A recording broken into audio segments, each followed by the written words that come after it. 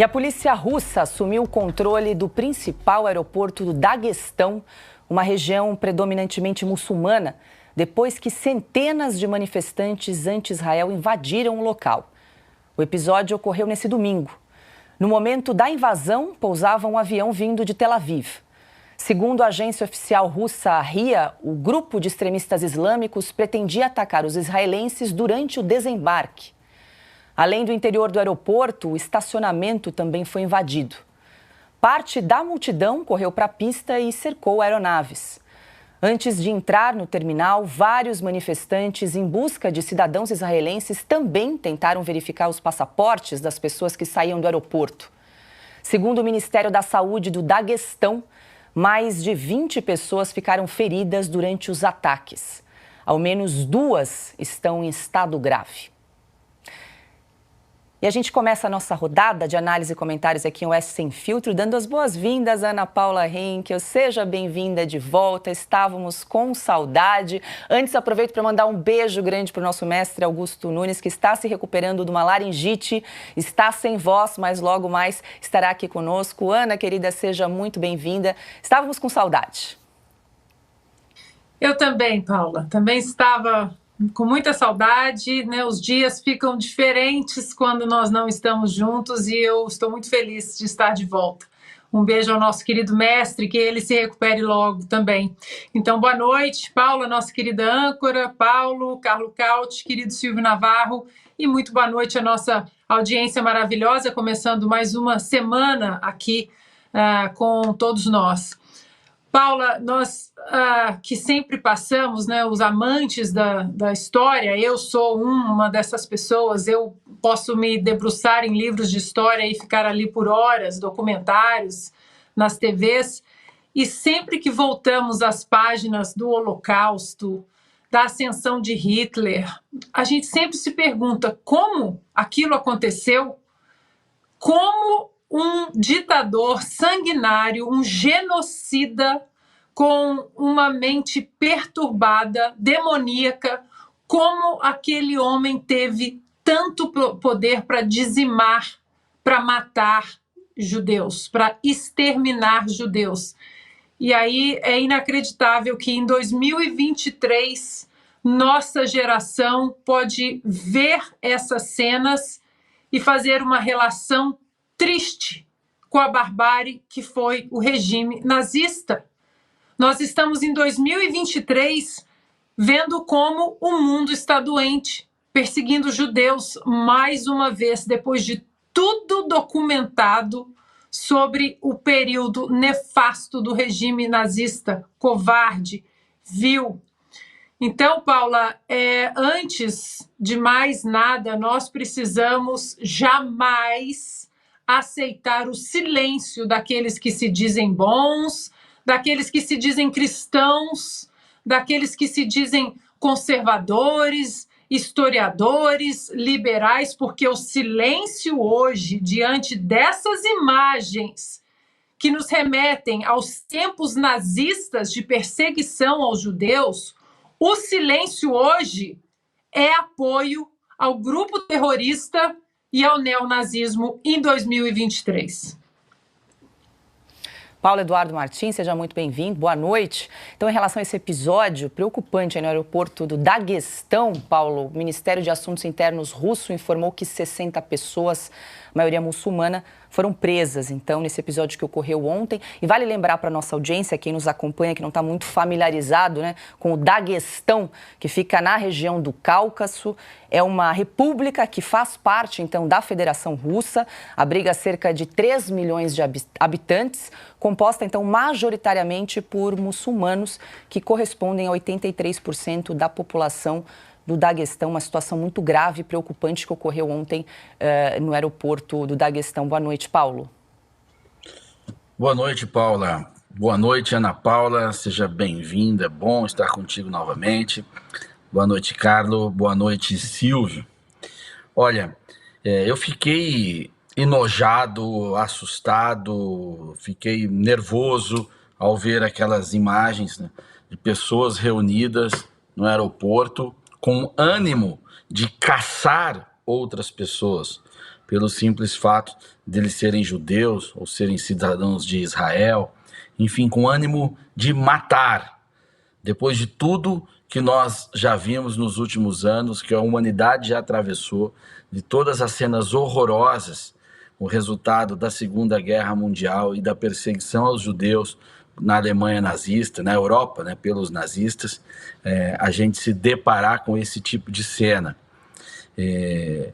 Talvez, Paula, a gente esteja superdimensionando, ou melhor, né, dimensionando de forma menor ainda, o que aconteceu na Segunda Guerra e o seu resultado. Para a história, um período de 50 anos, 40 anos é nada. 80 anos não é nada. Se a gente pegar um livro de história que vai falar sobre Império Romano e tal, as guerras púnicas, que foram as guerras de Roma contra Cartago, abrangem ali um pedaço de mais ou menos 120 anos. Elas são resumidas em 2 linhas, são reunidas em 2 linhas em um livro, ou em qualquer outro busca que você venha fazer da história. A gente pode estar diante da mesma coisa. A Segunda Guerra pode não ter acabado, pelo menos do ponto de vista da perseguição aos judeus. Nós estamos há 80 anos daquilo que aconteceu, e aí está tudo isso acontecendo novamente. Ou seja, será que parou? Será que esse sentimento antissemita, essa vontade de eliminar os judeus da face da terra, ela não estava apenas adormecida, se reorganizando, esperando uma nova oportunidade para poder voltar a agir e voltar a cumprir o seu objetivo, que é o genocídio étnico? É o que parece. Essas imagens mostram isso, mas o quanto elas são significativas do ponto de vista de representação? Basta ver as reações. Pouca reação. Na grande imprensa, né, no pessoal influente, da caneta influente, fingiram que não viram isso daí. Esse pessoal que está passando pano para o Hamas, passar pano para o Hamas, o grupo terrorista, a esquerda mundial se alinhando a isso, nas universidades, que são os nossos centros de produção intelectual, transmissão de conhecimento, os movimentos pró-terrorista, os movimentos antissemitas, ou seja, os movimentos nazistas, é disso que a gente tem que falar, o nome disso é nazismo, eles estão todos lá. Então, me parece que era isso, uma dormência de um comportamento, e não o fim, né, dessa perseguição, dessa política genocida. Ela está aí agora, encontrou o cenário cultural, militar, para poder voltar e está diante dos nossos olhos. O casamento de socialismo com antissemitismo chama-se nazismo. A gente tem que dar o nome às coisas, chamar as coisas do que elas são. Essa gente é nazista. Quem está passando o pano para o Hamas, quem está justificando a perseguição aos judeus, são nazistas. Tá? Que o nazismo agora só colocou uma outra vestimenta, abandonou aquele uniforme militar e está aí de turbante, também de caneta na mão e muitas vezes sentado numa redação. Carlo Cauty, muito boa noite. Essas imagens que a gente acompanhou então do aeroporto do Daguestão na tarde de ontem realmente são assustadoras, impressionam essa onda de manifestações contra o Ocidente, né, de antissemitismo, tem assolado o mundo todo desde o último dia 7 de outubro, quando o grupo terrorista Hamas invadiu Israel. Você também vai na mesma linha aí do Paulo, de que isso, na verdade, despertou esse movimento que estava, de alguma forma, adormecido, Carlo? Pois é, Paula, boa noite. Boa noite, Paula, boa noite, Paulo, boa noite ao Silvio, boa noite ao nosso público. Sim, de fato, é algo que estava presente em várias sociedades, em várias camadas da sociedade, seja europeias que não europeias, no mundo árabe, na Turquia também. A gente está vendo isso aparecer também em repúblicas islâmicas, por exemplo, na Rússia, mas em outros locais. O antissemitismo, que muitos tentam disfarçar como antisionismo, né? Criticar Israel do ponto de vista político, que nada mais é que uma forma de racismo, só que sem dar o nome aos bois, era algo que já era muito presente desde os anos 60. A esquerda na Europa, não somente na Europa, criticava Israel, mas sempre com esse gosto de antissemitismo, né? Esse sabor de antissemitismo não declarado. Agora, pela primeira vez, estamos vendo isso aparecer com todas as letras. Porque o ataque que a gente viu no aeroporto no Daguestão não foi um protesto contra Israel, não foi um protesto contra o governo Netanyahu, que poderia até ser legítimo, porque os governos cometem erros. Não, foi uma caça ao judeu.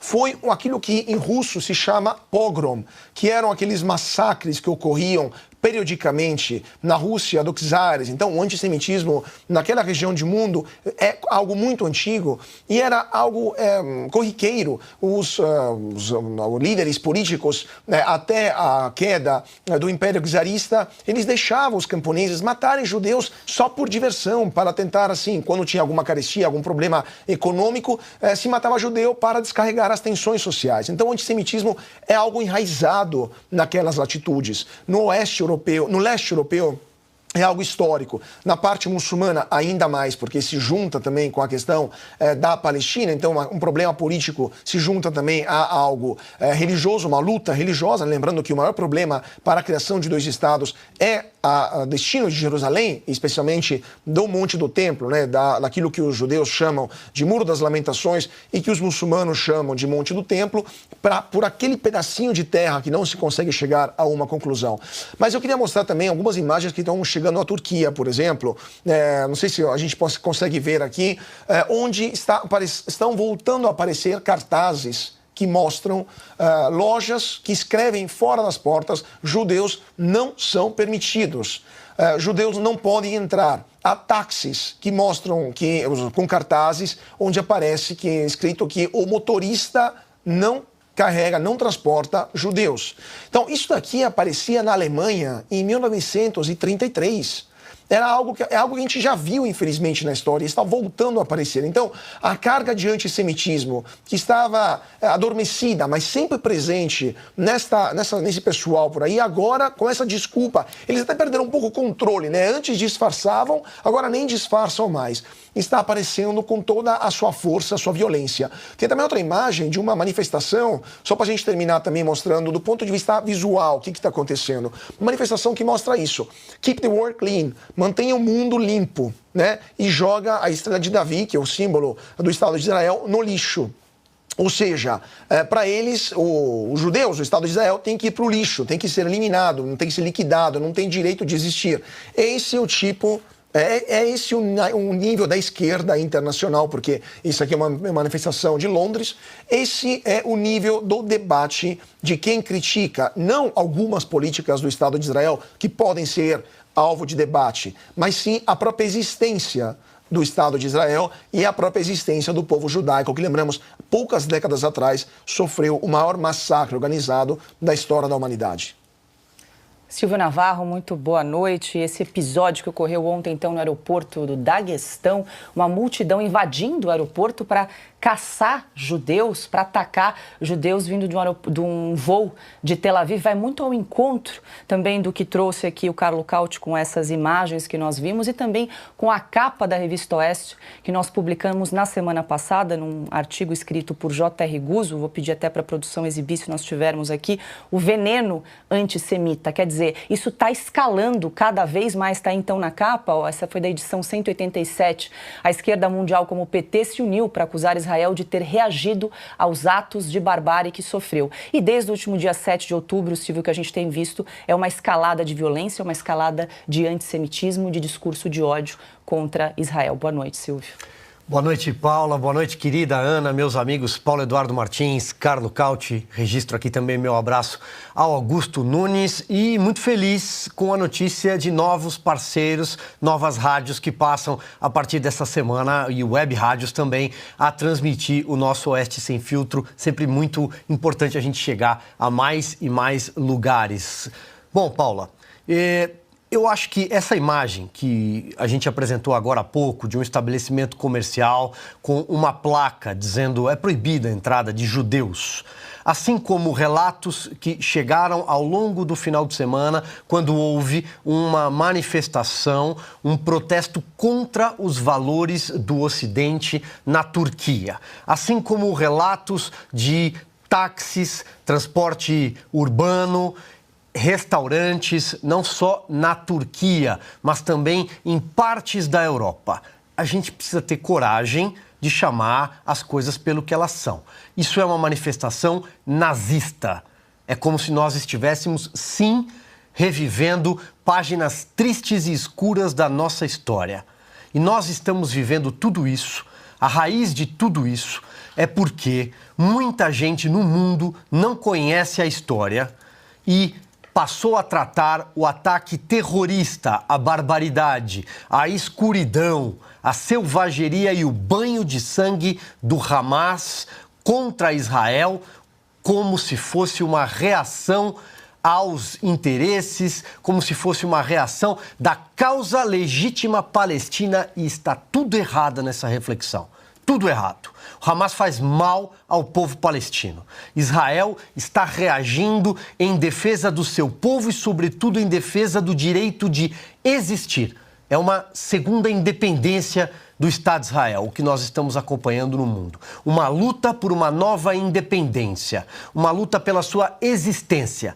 Essas imagens no final de semana que ocorreram na Rússia, em parte do território russo, elas são mais do que deprimentes, mais do que alarmantes. Essas imagens deveriam chocar o mundo, e não só o Ocidente, como uma caçada ao povo judeu, como uma tentativa de lançar Israel ao mar. É disso que se trata. Mas grande parte da responsabilidade por esses dias difíceis que estamos enfrentando, seja quem está em combate hoje em território israelense, seja quem está enviando apoio, solidariedade ou uma oração que seja pelo povo judeu, grande parte da responsabilidade é uma tentativa de se tratar com equidade o que é impossível. Você tratar a civilização e a barbárie no mesmo piso. Isso é impossível. Porque, repito, não se trata da causa palestina, e sim do combate ao terror. Mas qualquer tipo de adversativa nessa história, qualquer mas, qualquer porém, isso simplesmente fortalece o discurso e a máquina de informação do Hamas. Então é muito importante deixar claro a responsabilidade de quem está neste momento tentando passar pano, para usar a palavra que a maioria das pessoas conhece, para um grupo terrorista. E aqui, no Brasil, finalizo, quem está fazendo isso é o governo federal, é o PT, os partidos de esquerda e boa parte de jornalistas, neste momento, sentado em frente a um computador nas redações.